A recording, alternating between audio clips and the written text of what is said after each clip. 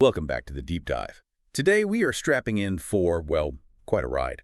We're going deep into the world of extreme wealth. Yeah, we're looking at how financial innovation, huge ambition, and inevitably the scrutiny that follows kind of collide. Exactly. We'll be dissecting how that relentless drive for, exponential wealth and market dominance often pushes right up against ethical lines, maybe even legal ones. That's right. Our mission today is to unpack a whole stack of sources. We're talking high finance, tech startups, even global politics, and pull out the really crucial stuff. And what's the thread tying it all together? I think it's the sheer scale of wealth concentration we see now, and also the secrecy, often deliberately built into the system. Right, that opacity. Whether it's measured in, tiny fractions of a second in trading. Or in these very guarded private family offices, it's all about controlling information and access. Okay, let's start this journey. To really get a handle on modern finance, the aggressive kind, we probably need to go back, right? Back to a moment that really shifted things. We do. We have to rewind to the 1980s. There was this one financial innovation really pioneered by one guy that fundamentally changed how companies could be bought and sold. You're talking about Michael Milken. Well, he was the young banker behind it, yeah. He took these bonds from companies that weren't, investment grade, seen as really speculative, and he repackaged them. Gave them a polite name, high-yield debt. Exactly. But everyone else, pretty much universally, knew them by a different name. Junk bonds. Still calls them that today. That name stuck, didn't it? Because it captured the risk. But label aside, this was huge. It was transformative.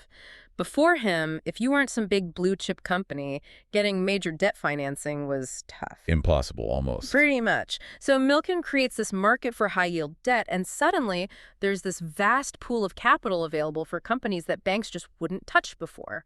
Growing companies, companies without those established ratings. And this is the key that unlocked the whole leverage buyout phenomenon, the LBO craze. Precisely. LBOs needed debt, lots of it, to work. Milken's junk bonds provided that fuel.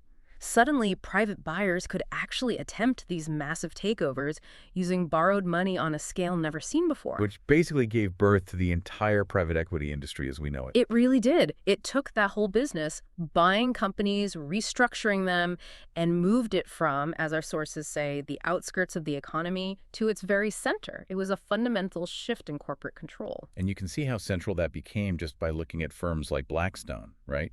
They mastered the LBO. Absolutely. And think about their IPO. That wasn't just a big Wall Street event. The Chinese government stepped in and bought a huge chunk, 10% of the firm. Wow. Yeah.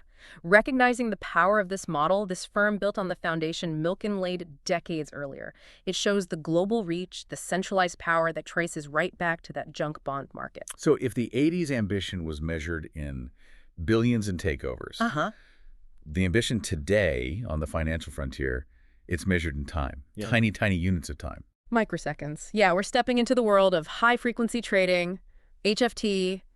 Speed is everything. It's the only thing, almost. It's this digital arms race, the Flash Boys thing. Yeah. Firms spending just unbelievable amounts of money to shave off time increments you can't even perceive. The links they go to, the cost, the sheer complexity, it really highlights the anxiety in this market. Everyone's terrified of being a fraction slower. The details on the infrastructure are just mind-blowing. That cross-country fiber optic cable one guy, Spivey, built. Yeah, straight line from Chicago to New Jersey wasn't enough. No, because the signal degrades. Exactly. Light traveling through fiber fades. So to keep the data fast and clean across the whole country, they had to build these things called AMP sites. Which are basically what? Fortresses. Pretty much. Maximum security concrete bunkers, the sources call them. Highly visible, needed every 50 to 75 miles just to boost the signal. Just imagine the cost, the engineering. Yeah. All for maybe a couple of milliseconds edge. That's the price of admission in that game. It required this chain of fortified bunkers across America. And the exchanges, they saw this desperation and just cashed in. Oh, absolutely. They figured out they could monetize the fear perfectly. Our sources say they started charging HFT firms, $40,000 a month? Yeah, up from $25,000 for a pipe that gave them a 2-microsecond edge. 2 microseconds. It wasn't about improving the market for everyone. It was pure exploitation of that fear, that need for the tiniest advantage to survive. They were just profiting off that anxiety. And this obsession with speed led to these bizarre situations, like Traders needing order types that let them bid in fractions of a penny. Yeah, like 10,000ths of a cent, offering, say, 30.001 instead of $30 just to jump the queue. How does that even work? Well, it guarantees your order gets processed first. You pay this tiny, tiny premium, and you get priority ahead of anyone offering the round number. You get the best price, the first fill. It just seems like it twists the whole idea of a fair market. It does. And it creates this incredible complexity, which, as you can imagine, breeds opacity. Like one person in the sources said, and it's quite chilling, the people who make the most money want the least clarity possible. That should be alarming. The least clarity possible. That's a perfect transition to dark pools. This wasn't just emergent complexity. This was secrecy engineered on purpose. Exactly. Wall Street actively sold the idea of opacity as a benefit. They went to the big institutional investors, think Fidelity, big pension funds who were moving huge blocks of stock. And these big players were scared of showing their hand in the open market, right? Terrified. If you try to sell, say, 1 million shares of Microsoft on the public exchange, everyone sees it instantly. The price tanks before you're even done selling. It's called a market impact. So the banks offered a solution, the dark pool. A private exchange. Right. Totally hidden. Only the bank running the pool knows what buy and sell orders are inside.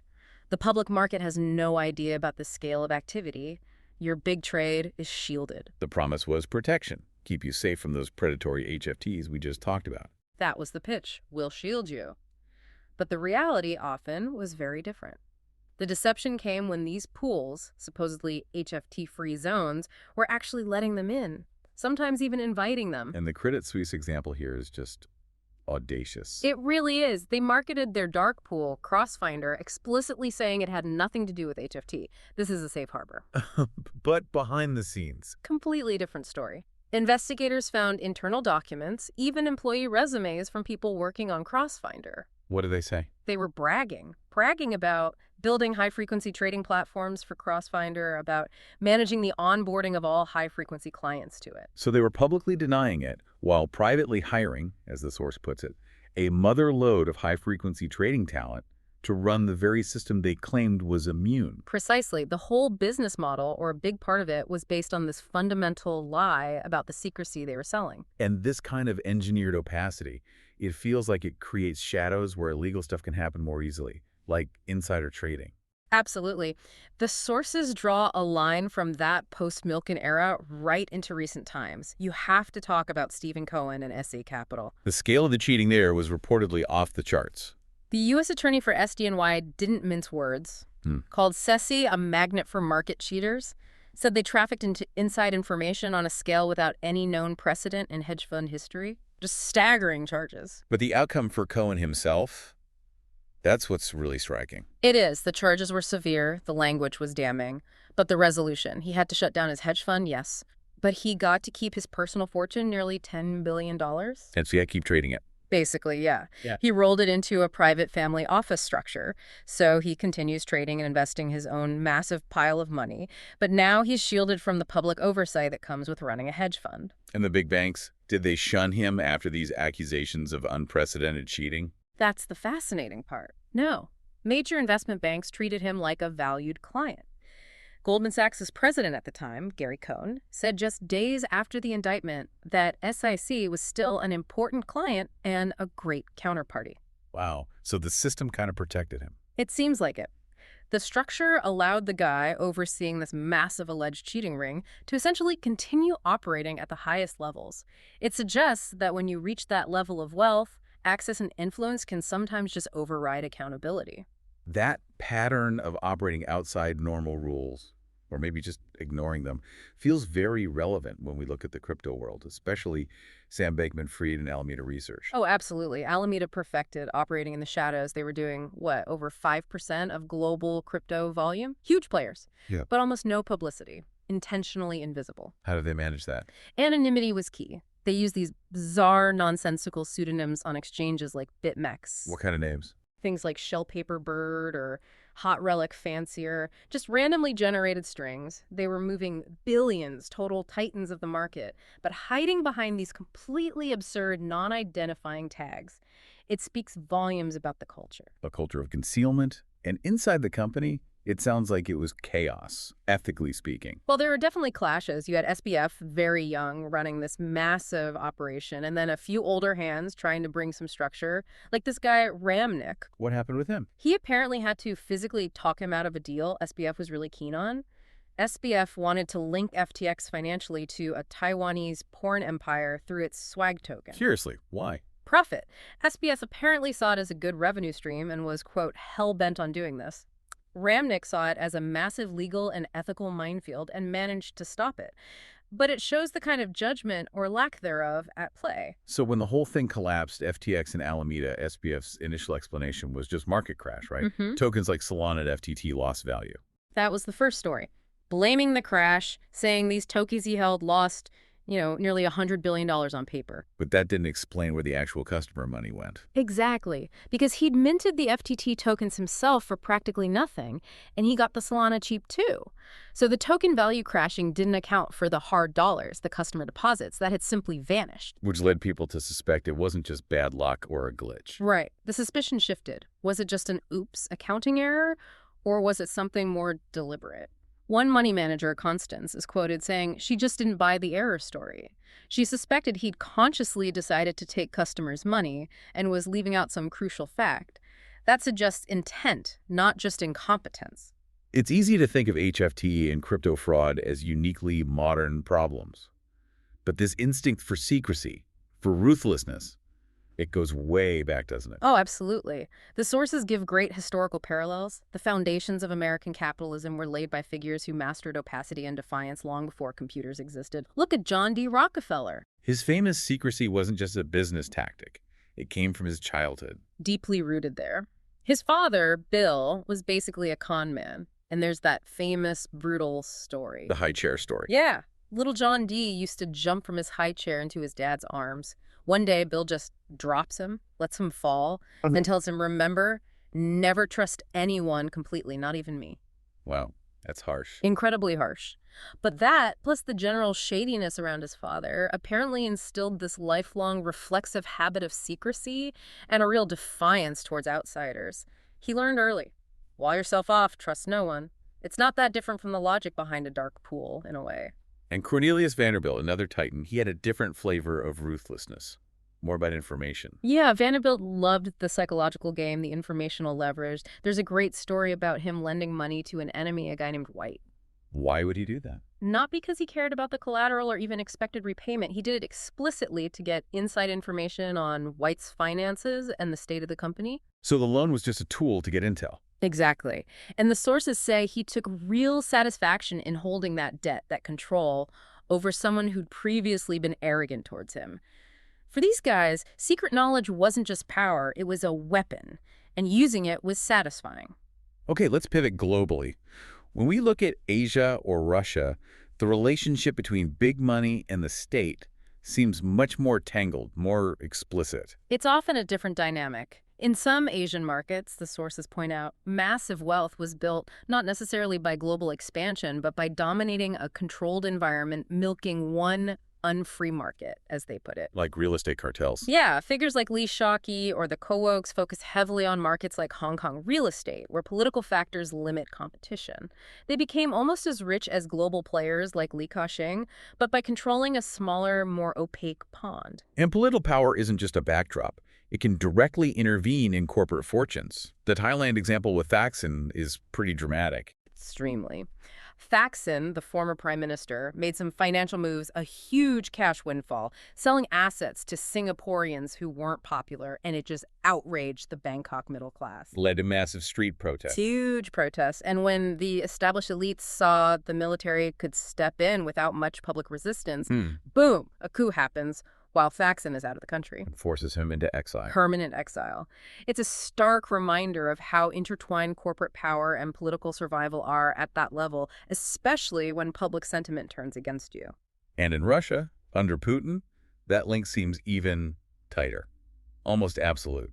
Putin's philosophy is pretty clear on this. He seems to operate from the belief that the oligarchs exist because the state allowed them to exist, that the state essentially appointed them as billionaires. And that they owed loyalty back to the state. Implicitly, yes. He viewed guys like Khodorkovsky as creations of the state who then got too big for their boots, started thinking everything is permitted to them. So when Putin decided to clamp down, he used the legal system. Ruthlessly.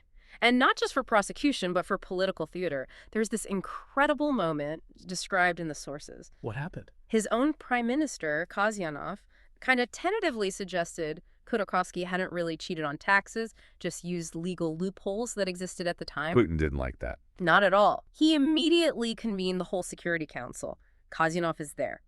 Putin then tells the prosecutor general to read out the entire indictment against Khodorkovsky. How long did that take? Over an hour. The prosecutor just droned on, reading every single charge in detail in front of all the top officials. Just to shut down any debate. Absolutely. It was a raw display of power. A message, this is the reality, do not question it, do not defend him. No debate allowed. And this fits with Putin's broader view on power, right? The importance of controlling the narrative. Completely. He's quoted as believing the real basis of power in Russia is not the army, not the police, it's the television. He treats state media like a strategic asset, a natural resource, just like oil or gas. Control the information. You control the reality that supports your power. Okay, let's bring it back to Silicon Valley. Here, the ambition is often framed as visionary genius, but sometimes it crosses a line. Theranos feels like the ultimate example of that line being obliterated. It's such a potent cautionary tale. Theranos is all about how a compelling story, especially from a charismatic founder, can totally overwhelm scientific reality, at least for a while. Elizabeth Holmes, the college dropout founder. Experts were skeptical from early on. Deeply skeptical. People like Richard Fuse questioned how much inventing she'd actually done herself. They noted that the real scientific expertise often came from others, like Ian Gibbons, a biochemist with a PhD and tons of actual patents. And the company seemed built on telling different people different things. Constantly. The sources describe Holmes telling one key military figure, Shoemaker, that the devices were already deployed and working fine in the field. While telling someone else. While telling another influential figure, Yamamoto, that the devices were still under development and needed FDA clearance before any deployment. That's not a misunderstanding. That's tailoring the lie to the audience. And fundamentally, the tech just didn't work as promised. It wasn't just delayed, it was flawed. Worse than flawed, sometimes dangerous. When the FDA finally got inside and inspected, they found Theranos' application for their Zika test was seriously deficient. It failed to include basic patient safety measures. So they had to pull it. They were forced to withdraw the application. It showed they weren't just exaggerating, they were cutting corners on fundamental safety protocols. And eventually, the money people caught on. Yeah, the investors who'd poured in millions, like a partner fund which lost nearly $100 million, they sued. The lawsuit alleged exactly what you'd expect, a series of lies, material misstatements, and omissions. The whole thing finally unraveled publicly. It makes you think about that line between visionary drive and actual deception. How do we distinguish Theranos from other intense tech leaders? That's the crucial comparison. You have to look at figures like Steve Jobs or Elon Musk. Their ambition is also off the charts, sometimes eccentric, but it seems directed differently. Jobs, for instance. His intensity was legendary, but it was about the product, right? Exactly. Obsessed with perfection, almost painfully so. The stories are famous. Agonizing for days over the curve of the Apple II case corners. Or demanding pure white workbenches instead of standard gray. Yeah, because the environment had to reflect the design purity he was aiming for. It sounds extreme, maybe irrational, but it drove the products. And his passion could spill over. The source mentions him crying over a warranty discussion. Right. An argument about extending the warranty from 90 days to a year, a business decision, apparently brought him to tears. It wasn't manipulation. It seems like it was this all-consuming, sometimes agonizing drive for perfection and user trust. Then there's Elon Musk. His approach seems different again, more mission-focused. Definitely. His philosophy seems to be start with the huge, almost impossible mission like Mars and then figure out how to fund it and build it. People around him call him a force of nature because of that unwavering conviction. And he uses pressure tactics, creating urgency. Yeah, the sources talk about him creating ginned-up crises, like stacking the Starship booster and the spacecraft together way before it was ready to fly. Why do that? To keep the pressure on, apparently, to force the team to remain hardcore. He feels this incredible personal urgency, saying things like, "We need to get to Mars before I die." It's existential for him, not just business. And Jeff Bezos, his big insight was about disruption, even self-disruption. Yeah, Bezos saw what the iPod did to the music industry, how fast it happened, and got scared. He realized Amazon had to dominate ebooks, even if it hurt their huge printed book business in the short term. Cannibalize yourself before someone else does. That was his mantra. It is far better to cannibalize yourself than have someone else do it. He was terrified of becoming like Kodak. Kodak invented the digital camera but missed the boat. Exactly. They invented it, but were too afraid to risk their profitable film business to push digital. Bezos was determined not to make that mistake. The ambition there was about long-term survival through ruthless adaptation. So we've traced this thread: ambition, secrecy, innovation, rule bending, from Milken's bonds to HFT, crypto, tech visionaries. What does it all mean for the big picture? Its extreme concentration of wealth. Well, it brings us to this concept that emerged from Citigroup strategists back in the mid-2000s. They called it the plutonomy. Plutonomy, what do they mean by that? They were advising their wealthiest clients, and their analysis was stark. The world is dividing into two blocks, the plutonomy and the rest. The rich and everyone else, basically. Pretty much. Their argument was that for strategists analyzing consumer trends, you couldn't really talk about the average U.S. consumer anymore. The super rich, even though they're a small number of people. They account for a huge chunk of spending. A gigantic slice of income and consumption, as Citigroup put it. So if you're selling luxury goods or high-end financial services, they argued that the plutonomists are the only group that really matters. The economic health of the bottom 90% becomes almost irrelevant to those specific markets. That feels unsettling. And the data, like from Piketty's research cited in the sources, seems to back up this divergence. The numbers are pretty staggering. Looking at the U.S. from, say, 1977 to 2007, the richest 10% captured 3/4 of all the economic growth in that period. 3/4? Yeah. For just the top 10%. Yeah. And if you zoom in even more, the top 1%. They grabbed nearly 60% of the total income increase over those 30 years. So what was left for the vast majority, the bottom 90%? Their income growth was almost flat, less than 0.5% per year. Piketty calls that level of divergence striking and wonders how a society can function like that indefinitely. It seems inherently unstable. And this concentrated wealth isn't just sitting there. It's being actively used to shape politics, isn't it? The rise of dark money. Exactly. We see families like the Kochs building these incredibly sophisticated, coordinated networks, vast organizations designed specifically to push American politics in a certain direction, often hard to the right. And it's not just campaign donations. It's more integrated. That's the key. They created this structure, sometimes called the Coctopus, that merges everything: campaign spending, lobbying efforts, even philanthropic giving into one single strategic investment. How does that work? What's the goal? The goal is to make it all mutually reinforcing. So the think tanks they fund produce research favoring deregulation. Their lobbyists then use that research to push for deregulation in Congress. And their campaign spending supports politicians who vote for that deregulation. It all serves the financial and political interests of Koch Industries. It's a closed loop. A perpetual influence machine. And the scale of money involved. It's immense. The sources mention one single fundraising luncheon where Charles and David Koch themselves pledged $12 million. Just at one lunch? Just them. And that helped bring in another $25 million total from other donors right there. That money flows into groups like Americans for Prosperity or Karl Rove's American Crossroads, creating this huge wave of political influence that operates largely outside public view. Okay, so let's try to wrap this up. We've covered a lot of ground today, from high-speed trading floors to historical tycoons, global politics, tech scandals. Yeah, and the connecting thread seems to be this relentless drive for scale and speed. And often, achieving that involves building in opacity like dark pools or crypto pseudonyms or state control of media. Or sometimes it's just straight-up deception. Theranos being the prime example. Maybe some of the political corruption we touched on. And the sources consistently show this uneasy relationship between real innovation. Milken's junk bonds really did change finance. Musk's mission is genuinely audacious, and these aggressive boundary-pushing tactics. The line between visionary and cheat can be incredibly fine. Frighteningly fine sometimes. And the consequences, as we saw with someone like Cohen, don't always seem to match the scale of the alleged wrongdoing. Which brings us back to that idea of the plutonomy and Piketty's warning about income divergence. If this global super-rich group forms a kind of trans-global community, prioritizing their shared interests over national ones. What does that mean for the rest of us? It leads to that final provocative thought for you, the listener. If this elite group sees national institutions, courts, regulators, political systems primarily as tools to be managed or manipulated. Just to protect the mechanisms that allow wealth to keep accumulating. Exactly. Does the integrity of those national institutions become secondary? Is the main goal just to keep the wealth engine running, regardless of the ethical cost or the impact on the other 99%? That's a question that hangs over everything we've discussed today. A deeply concerning question. And something that definitely warrants ongoing scrutiny.